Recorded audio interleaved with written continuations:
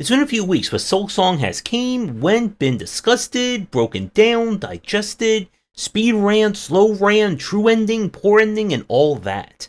And it once again brings up another topic when it comes to difficulty in games. When is there good challenge? When is there bad challenge? And why sometimes get good is actually the correct response if someone's having a problem with the game.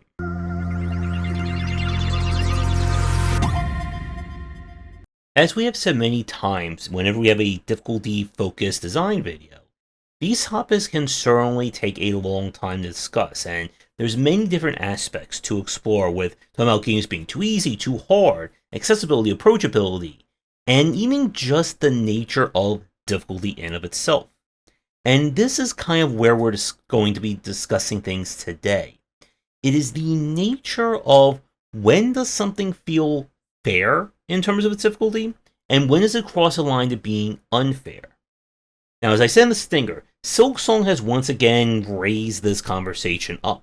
It is a sequel that is predominantly designed for people who have A, enjoyed playing Hollow Knight, and B, at least beat the game, or more appropriately, true ending it.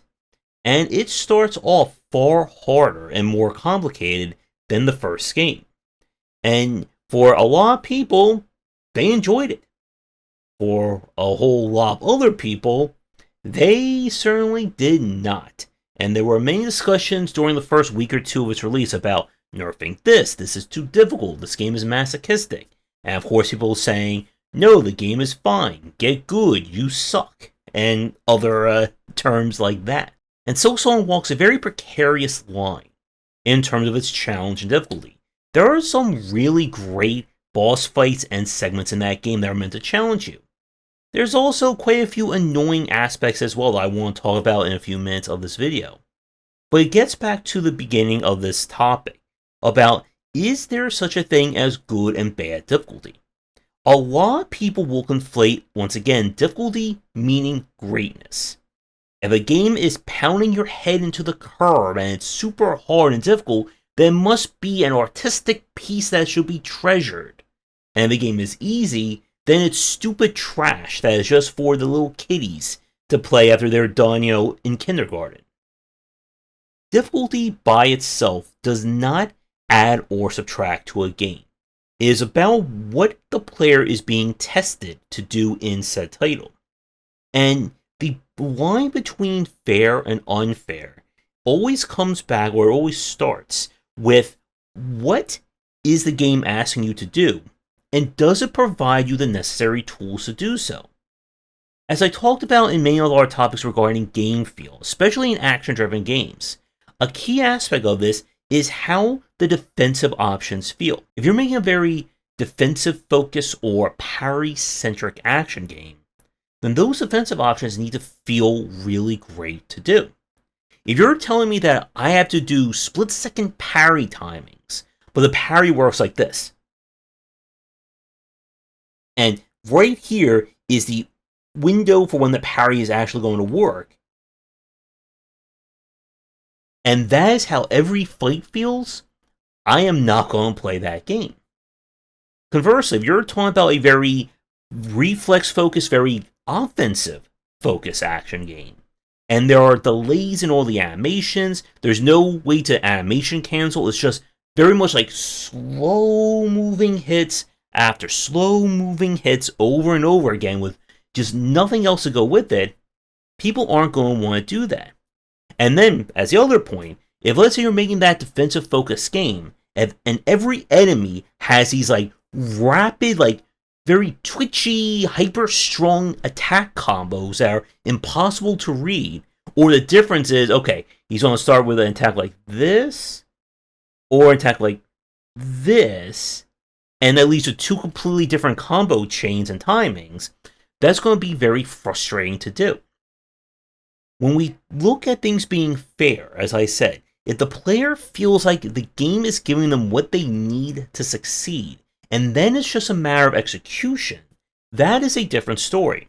When we talk a lot about platformers, and especially the ones that become very popular, it is about, once again, that one-to-one feel. that I press a button, I move my character left, the character jumps and immediately goes to the left. If there's delays, if it feels awkward to jump, or even cases where if the kind of hitboxes on ledges or edges don't work right, so you'll have a situation where the character will jump, and when they get to the ledge, instead of kind of like jumping over it, they'll kind of jump and they'll get like stuck in the edge like that, and they're not able to get up and they just fall to their death. That can be incredibly frustrating to do, especially when timing is highly precise. And this gets at the tricky notion of discussing difficulty, that there's a difference between the player not executing what the game wants him to do properly, and the game not either explaining or not properly providing, not easy to say, what the player needs to win. If we're talking about, once again, like a QTE-centric game, where you have to, again, get all those perfect timings down, and all the prompts and all the tells are just completely random. Okay, so this fight you have to listen for a cowbell. This fight, it's a drum. This fight, you have to match when 3 polka dots flash on the screen rapidly. It's not going to work out. But if we're talking about a game where it's about doing precision platforming, and the player is just refusing to do the air dash, or they're not grasping how to make a jump right, there's only so much you can do about this. And this takes us to Silksong and a discussion of its difficulty. Silksong, much like with Hollow Knight and a lot of action-based games, has walls. It has challenges that are meant to stop you until you prove that you are great enough or good enough to get past them. The Last Judge, as I put in the thumbnail, is a really good example of this.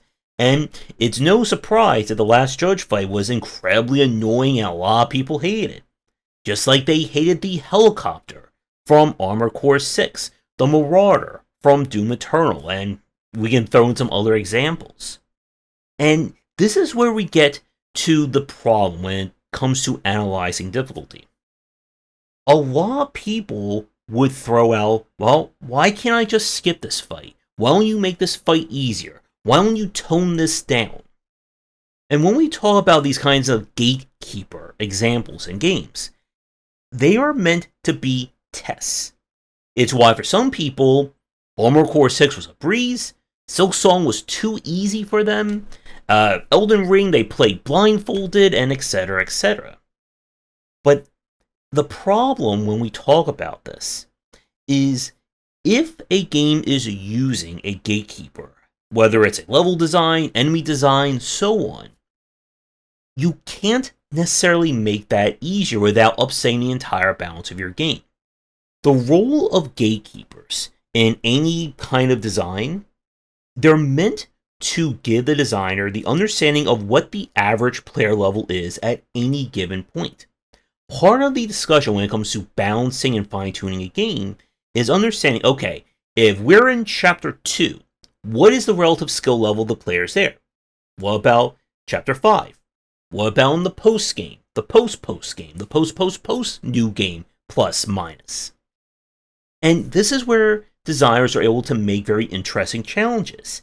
We've talked a lot about Nintendo's post-game challenges in all their platformers, and how they're oftentimes some of the most imaginative and, of course, most difficult levels in the game.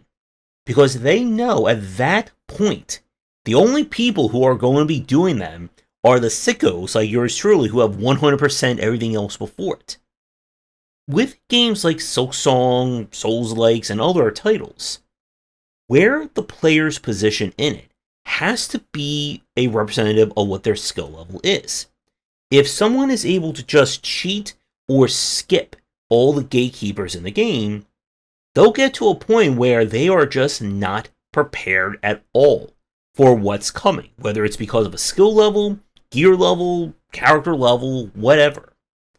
And then they are going to get pounded by the game. There's nothing else that they can do to get past it. And it's really a case of kind of short-term being stopped to make long-term progression.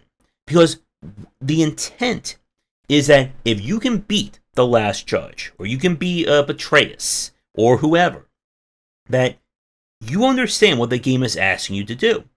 It's why we talked a lot about in difficult titles or challenging games that the difficulty curve is often inverted. That it's harder at the start, or should be harder at the start, and then the game gets easier.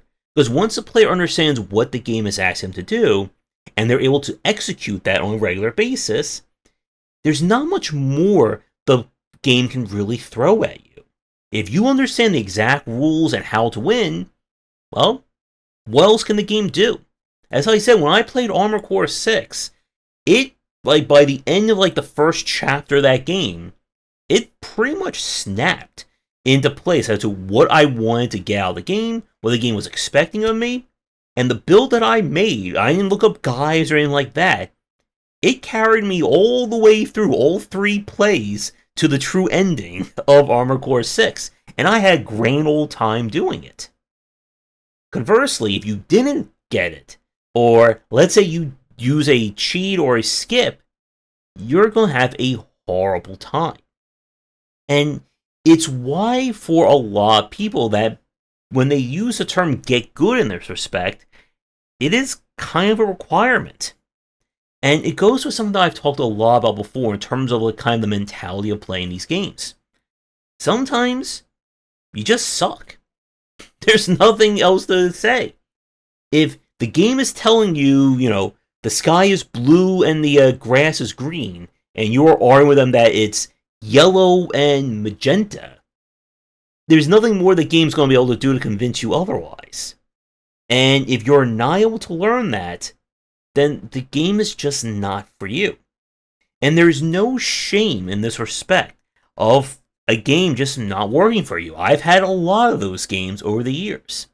But part of understanding design and understanding kind of how the rules and elements of game design work is being able to figure out, even if you're not able to do it, what is the game expecting of the player? If the player doesn't want to do it or they can't do it, sometimes that means that game is over for them. And we see this a lot when games break contaminant or they break out into the mainstream. And then it always gets in it, once again, the other factor of difficulty design. Is something difficult in your game because it's meant to be a challenge? Or is it difficult just for the sake of being difficult or being annoying and frustrating? Because just as people can say that this is meant to be a challenge to help you get good, sometimes they will argue that something bad in the game is good because it's meant to make the game frustrating. Pro tip: if there's something frustrating in your game, that is not good design. And this again cuts to the point about what is the core gameplay loop of your title. What is the point of playing your game? If the point of your game is brutal, sword to sword, sword fighting, then yeah, that should be very challenging, should be over the top. Is the point of your game, having to write up receipts after you finish shopping or running a store? If it's not, then why does that take up so many minutes in your game? A great example of what I like to see in terms of streamlining and having that focus on the core gameplay loop is the evolution of potions in the Diablo series. In the first 2 Diablos, potions all had to be put onto your belt. And you got a 24, 28 slot belt that before every fight you had to fit all your healing and all your mana potions on. And what happens if during the fight you run out of those potions? Well, now you have to run around while looking at the other side of the screen, putting all the potions into your hotbar before you start again. It was cumbersome, it was annoying, and people just treated that as the norm. And then from Diablo 3 and on, they introduced just having 1 health potion. And I'm sure a lot of people complain and riot over that, saying that they're dumbing down healing. But what Blizzard did was just basically say, oh, you have all the healing you need. There's now a 30 to 45 second cooldown between potions. Which, for anyone who plays ARPGs, you might as well just say it's 20 to 80 years before you can use your next potion. And it worked. It has become almost the new standard of ARPGs, where it's no longer about having to, manage your entire inventory, make sure you have enough potions, and keep putting those onto your quick bar. It's just you have to manage the notion of healing. You know that you can heal whenever you want, but you have to make sure you're healing at the right time. And then make sure that you're not running into that giant fire ice tornado while you're healing potions on cooldown. And this once again gets back to what is the core gameplay loop of an ARPG? Is it having to spend 10 to 15 minutes managing every potion on all the different notches on your belt? Or is it running around smacking enemies to get shiny loot? And anything that detracts or distracts from that needs to be looked at and either mitigated or removed, because that's not the point of playing. Now, if we're once again talking about this kind of like ultra hardcore, like super ultra fantasy simulator, where you have to, it's all about managing where your potions are, locate on your character, like a hyper VR take on The Witcher, then yeah, people would expect you being able to manage where all your potions are. But that's not the game that we're playing. And again, it all depends on what the game you're making is about. So another point that I want to talk about, or two final points before we begin to wrap things up, when difficulty becomes unfair. The first is when the game throws a curveball in terms of its design mechanics.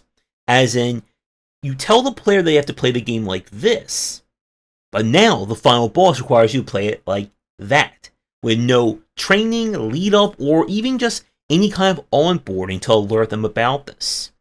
This is where we get to see some of the more interesting examples of boss designs and how games handle it.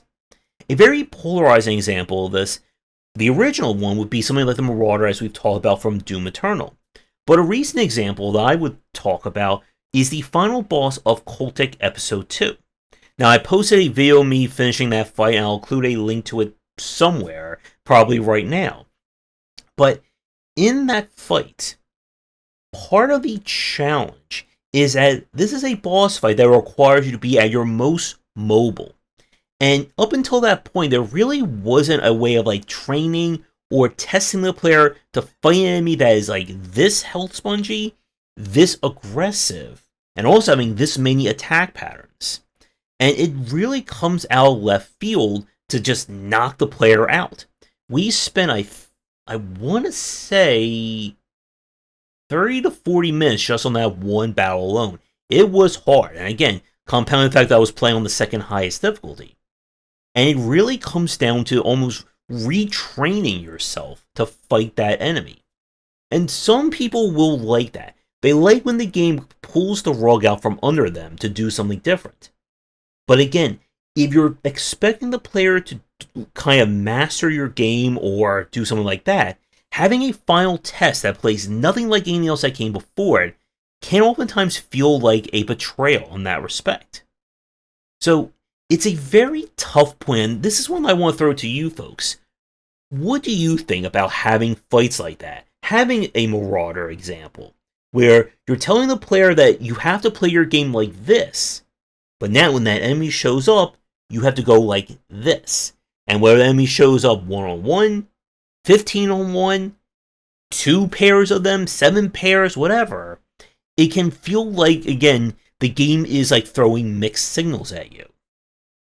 Now the other example, and this is one that I talk about a lot as a hill that I will die on, is when difficulty is meant to punish lesser skilled players.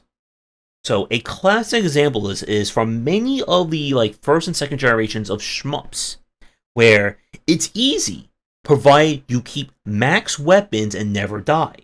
And then the second you die and you lose that power up, the game is now horrible to play. When difficulty is about punishing someone, it oftentimes feels like you're just twisting the knife in when they fail. To return to the Estus or to the healing example from Diablo, the evolution of that potion definitely, I think, came from the appearance and implementation of the Estus flask from Dark Souls. That part of what they did as streamlining healing was remove the penalty of resources. Okay, so you die and you now lost all your healing potions. Well, Hope you have enough gold to buy them all again, or now you're completely screwed. Having that Estus once again means that the player has guaranteed healing. They will never enter a fight in any Dark Souls, Elden Ring, whatever, and not have access to healing abilities. Again, though, the challenge is when do you heal, and of course, the number of heals you have during said fight. It's why a lot of these games, or a lot more action games these days, make use of a system similar to that. Because the challenge is not about balancing your healing or having enough money to heal. It's about going into a fight and using your healing options when you need them. And again, it's not punishing someone who in the last fight, let's say they completely panic and they use every single slot or every single drink on their Estus. Well, okay. It's right back here for you when you start the fight again.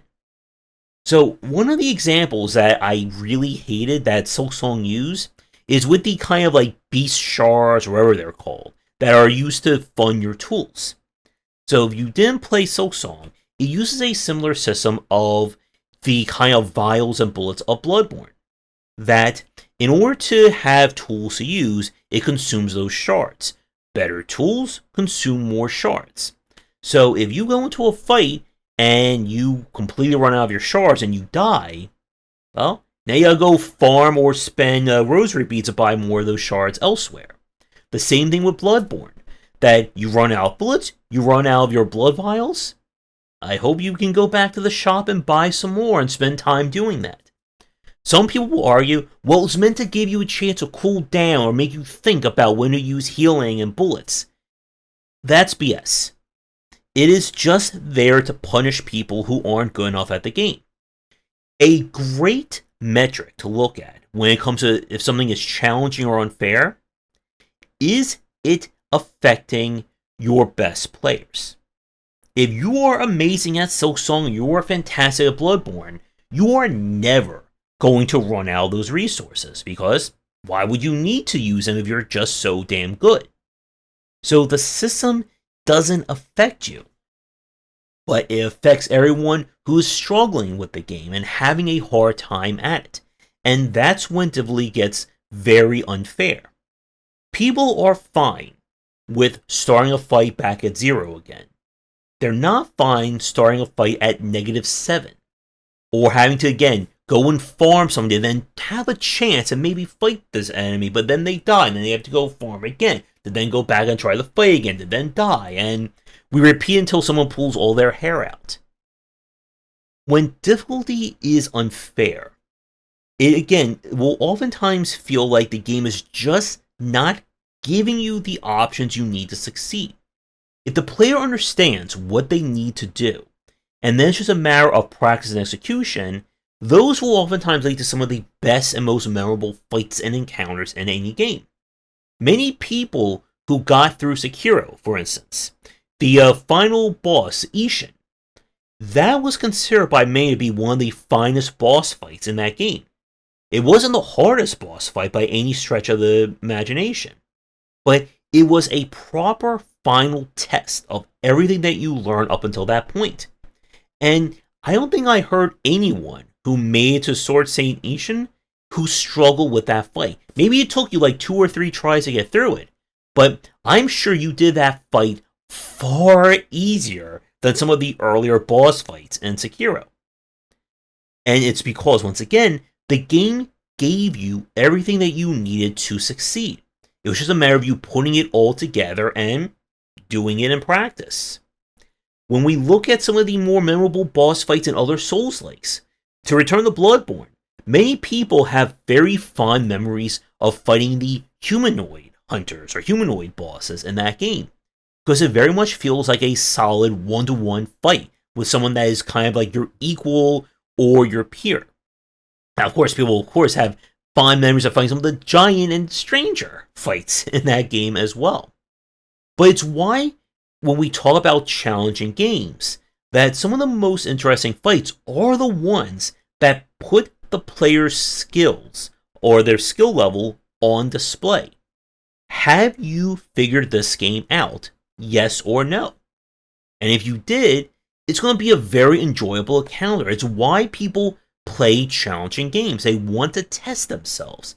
They want their hands to be sweaty at the end of a tough boss fight. They want to feel like this fight put them through their paces. And if you're not in that right mindset, or you're just not able to grasp it, then at some point you have to understand that the game is not for you.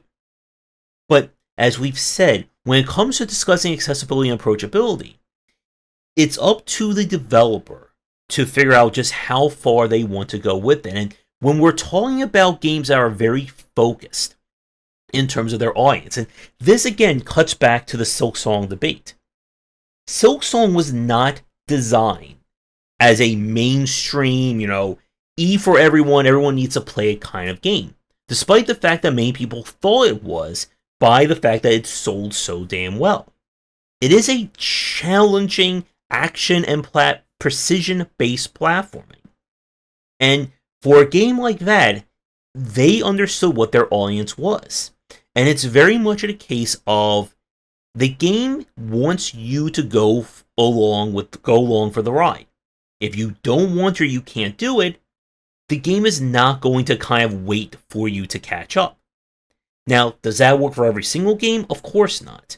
If we're talking about games that are meant to be for like cozy audiences or more casual or, again, more common for everyone, then yes, having accessibility features, having a story mode, or, infinite lives, infinite health, whatnot, can certainly fit there.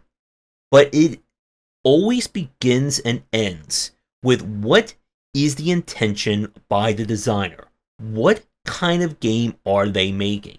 By the end of the day, if the developer is going this way with their design, their intent, and you want them to go that way, something is not going to add up.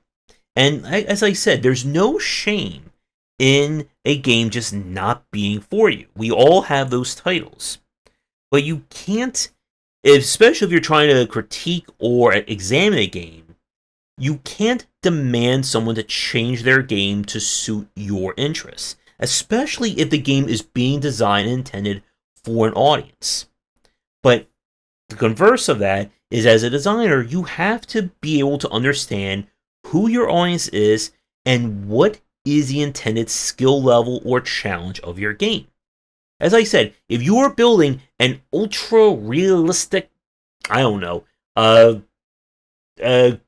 simulator, then that's what your game is about. Having an auto canoe mode, or I don't know how we would call it, will kind of betray that point. But if you're building a first-person shooter, and you require a lot of fiddling around with gear and altering and modifying weapons, and someone just want to hit a button to put the best stuff on, then that seems like it would be a really great fit, because again, the purpose of the game is around the combat, not about the inventory management. And if your core gameplay loop feels like it's being pulled between 2, 3, 4, 5 different masters, that can often lead to things being frustrating. Because if you're telling the player it's about super high stakes action, but no, wait, there's super slow stealth, and we have to spend 20 minutes to manage your inventory, and also all the walking is done at a snail's pace, while you also have to manage your health and thirst. And don't forget, there's durability on all your gear and items and clothes. People aren't going to want to do all that. And more specifically, each aspect of your core gameplay, once again, is going to define your audience, but it's also going to repel people. Like we've said, with a lot of action RPGs or RPG action games, when you're mixing different genres or game systems, you're not creating a game that's going to appeal to someone who likes action, RPG, racing, shooting, cooking, survival. You're making a game that's going to appeal to someone who wants all those at the same time. And that is a far smaller subset of an audience. And maybe there is someone out there who wants to play that very weird combination of a game. But at the end of the day, it's up to you to figure out who your audience is and build your game around that. And yes, there's always calls, or there's always a point where you can look at things and go, maybe this is too difficult, maybe we need to fine-tune it. But if you're building your game around people who have mastered a specific genre or mastered a specific design, then you have to set that bar and you have to make it very clear that that is the bar that you have to clear. It's why, again, we see from a lot of very challenging games super high churn rates within the first 30 minutes to an hour. It's where that whole meme of getting filtered comes from with Armored Core. That if you can't get past the boss that's meant to test you on whether or not you understood the game, then the game is not really going to be for you. So here's a final question for you watching. What are your favorite examples of gatekeepers in a action or challenging game? Your favorite examples of Father Gascone, Betrayus, and others. Hopefully you've made it through this video. If not, you need to get good at watching design talks, and I will see everyone in another video for even more. Thanks for watching, and a special thank you to our Patreon supporters. If you enjoyed the video, do the YouTubing stuff, be sure to visit our Discord and Patreon, and if you're interested in more of my thoughts on design, check out my game design books.